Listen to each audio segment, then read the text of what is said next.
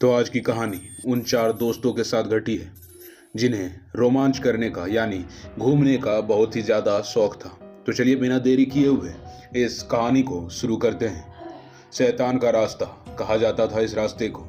रवि, रोहित, नेहा और पंकज को रोमांच का बहुत ही ज़्यादा शौक था। उन्होंने सुना था कि शहर के बाहर एक पुरानी सड़क है जिसे लोग शैतान का रास्ता कहते हैं। वहां जाने वाले लोग कभी कभी गायब भी हो जाते थे या फिर अजीब घटनाओं का शिकार होते थे। एक रात चारों दोस्त अपनी कार में बैठकर उस सड़क पर जाने का फैसला करते हैं। जैसे ही वे जंगल में घुसते हैं, ठंडी हवा चलने लगती है और एक अजीब सन्नाटा छा जाता है। सब हंसी मजाक कर रहे होते हैं, लेकिन रवि को गाड़ी चलाते हुए अजीब सा एहसास हो रहा था, जैसे कोई उन्हें देख रहा हो। अचानक नेहा चीख पड़ती है, रवि गाड़ी रोको।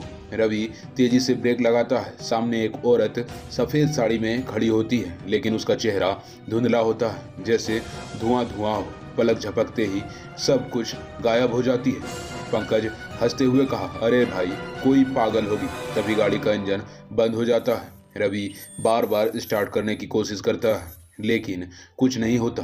तभी रोहित कांपती हुई आवाज में कहता है, रवि रिवर्स व्यू मिरर में देखो, कुछ अजीब सा है। रवि जैसे ही मिरर में देखता है, उसकी सांसें थम जाती है। पीछे वही औरत खड़ी होती है, लेकिन इस बार उसका चेहरा काला और आंखें लाल होती है। तभी एक भयानक चीख गूंजती है और गाड़ी जोर जोर से हिलने लगती है, जैसे कोई उसे उठाने की कोशिश कर रहा हो। नेहा चिल्लाती है, हमें यहाँ से निकलना होगा। रवि आखिरी बार एग्रेशन घुमाता है और इस बार गाड़ी स्टार्ट हो जाती है। वह बिना देखे एक्सीलेटर दबा देता है। गाड़ी जंगल से बाहर निकलती है, लेकिन पीछे वही औरत बिना जमीन को छुए उनका पीछा कर रही थी।